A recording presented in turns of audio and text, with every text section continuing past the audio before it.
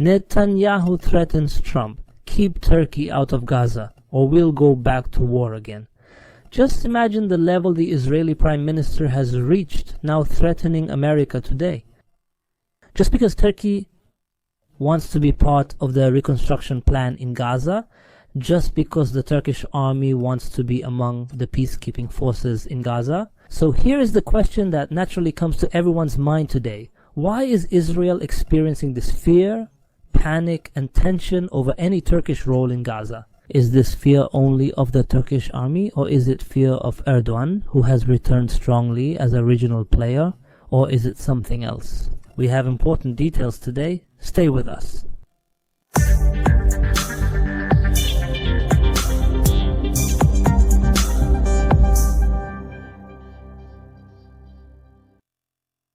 Dear viewers, peace be upon you and God's mercy and blessings, and welcome to our renewed meeting today, God willing, in this series of episodes. Our topic today is opinion. Dear viewers, we begin with this news that was circulated today by a number of Israeli newspapers, which confirms that Israeli Prime Minister Netanyahu informed the American administration of his complete rejection of any Turkish role in Gaza. So now, dear viewers, after Hamas released all the Israeli hostages it was holding, and today the handover of the bodies is also continuing gradually, there are intensive contacts being conducted by the American administration, the Trump administration, in order above all to form an international force in Gaza. This is according to Trump's plan, an international force. America said it will not participate in this force. It may be limited only to Arab and Islamic countries. But today it became clear that Netanyahu rejects any Turkish presence in the Gaza Strip. Netanyahu sent a message to Trump directly asking him to exclude any Turkish role in Gaza. He told him you can rely in the post-war phase on various countries from the region, Arab and Islamic countries and so on except for Turkey. Netanyahu says this is a red line for Israel. If Turkey enters Gaza, Israel will return to war, and even more than that. It's not just about this military presence in the international force. He says that Turkey has no place in Gaza at all, not militarily, not humanitarianly, nor civically. But the problem here is that Trump, he can't do without the Turkish role. Trump, as is clear to everyone, of course, only respects the strong in this world. Trump sees that President Erdogan is the only leader in the region who can restore order in the Middle East. Without Turkey, there can be no peace. Trump believes that excluding Turkey from the reconstruction efforts in Gaza or from participating in this international force or anything else will only make the situation in the region worse, and that the peace plan or Trump's plan cannot succeed. This means without Turkey's support, but with President Erdogan's support. Here lies one of the strongest disagreements today between Netanyahu and Trump.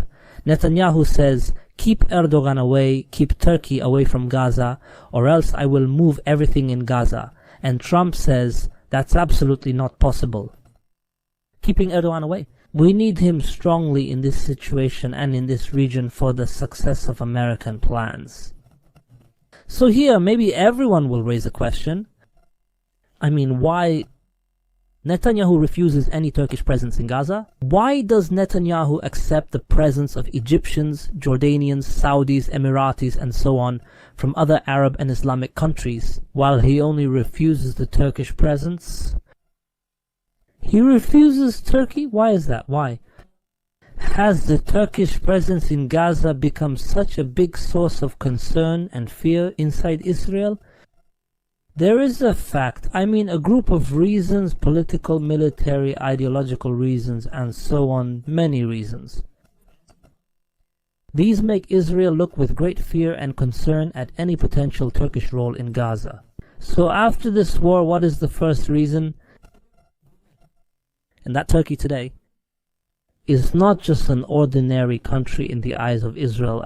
Turkey really isn't. Like other Islamic countries, Turkey actually has the ability to combine religious legitimacy with political and military weight.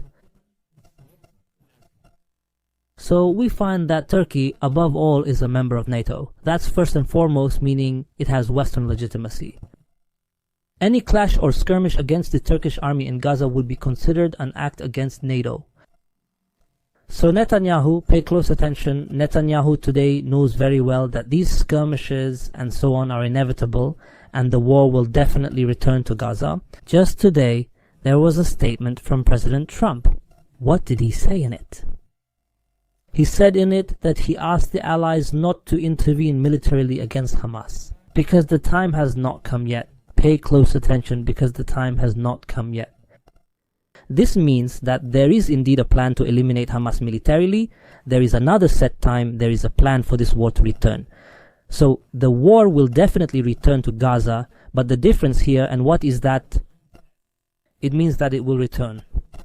This war, with the presence of other Arab forces, this does not pose any danger to Israel, whereas with the presence of Turkish forces there, this will cause major problems for Israel, problems with the West, with NATO, I mean a whole set of problems.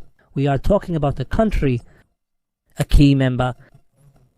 In NATO, we are talking about the second strongest army within NATO.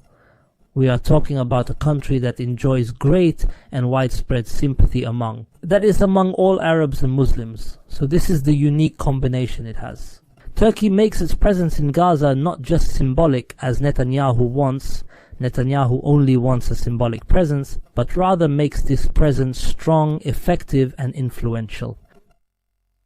This boosts the Turkish influence in the region overall.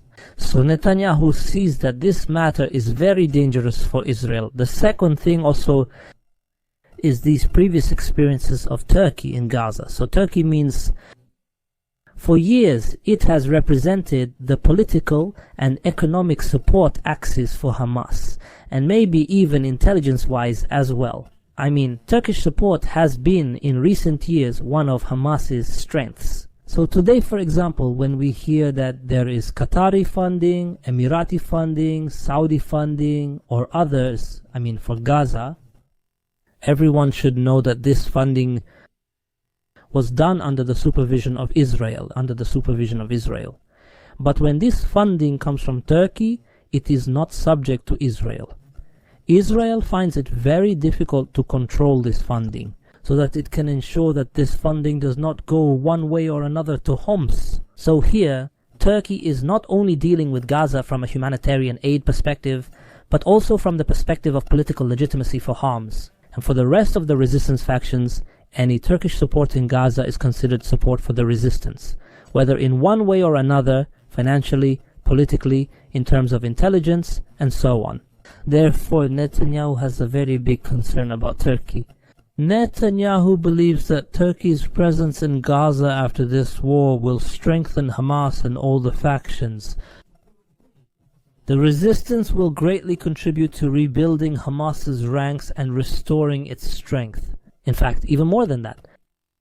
Turkey will expose Netanyahu's plans, these plans that aim to control Gaza, a soft control over Gaza, or more precisely, to grant the rule of Gaza from behind the scenes to Israel. Turkey will foil all these plans so that the influence in Gaza will be Turkish, not Israeli, and not Arab-Israeli. And this is exactly what leads us to this third reason as well, which is what? It is that the conflict in Gaza today is about who will have the keys to Gaza after this war.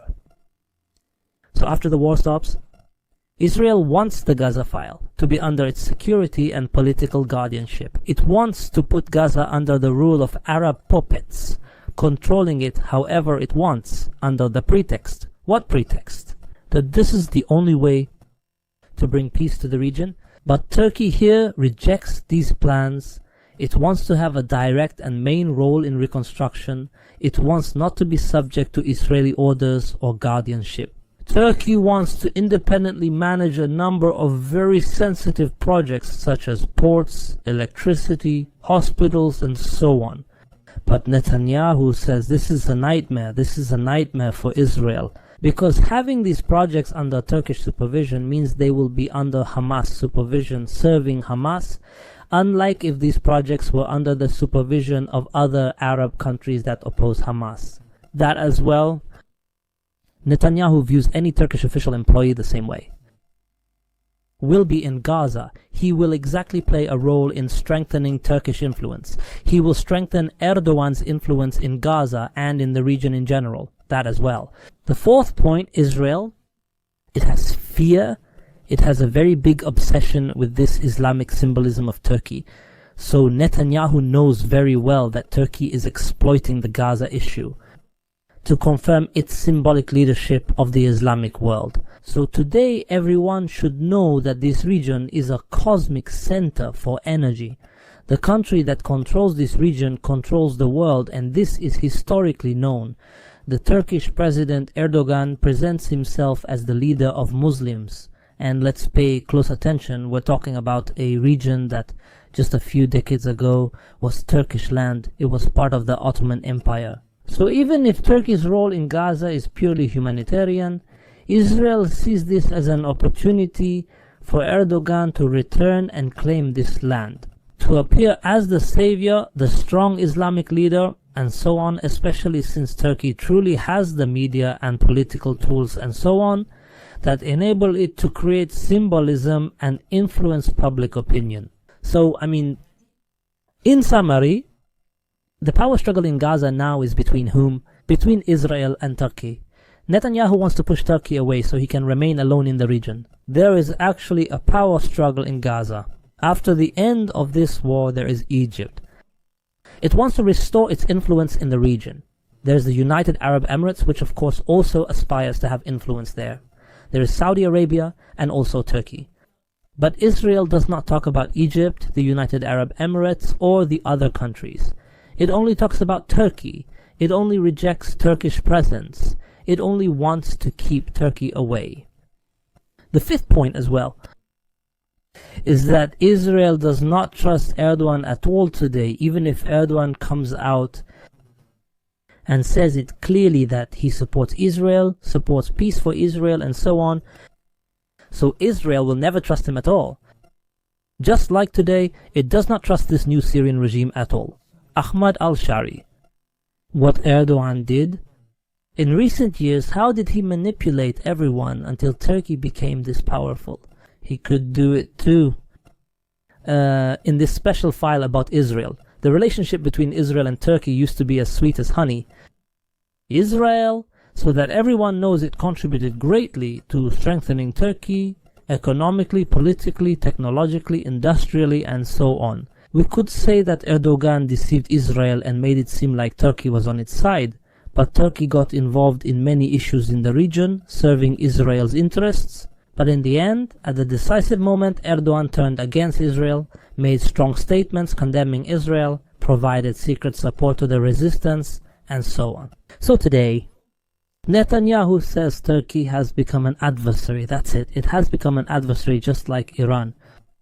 If Israel wants to overthrow Khamenei's regime in Iran today, it also wants to overthrow Erdogan's rule. It wants to restore the secular government that Turkey had before, more than 20 years ago from today. It doesn't trust Erdogan at all. Erdogan has become an adversary to Israel.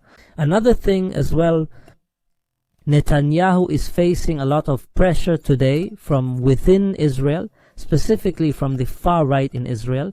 These right-wing parties in Israel today are putting a lot of pressure on Netanyahu so that Turkey won't be in Gaza. What are they saying?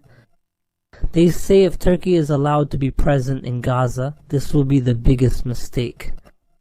You will suffer from Israel in the future. Because these people say that the mistake they made when they released Sinwar cannot be repeated.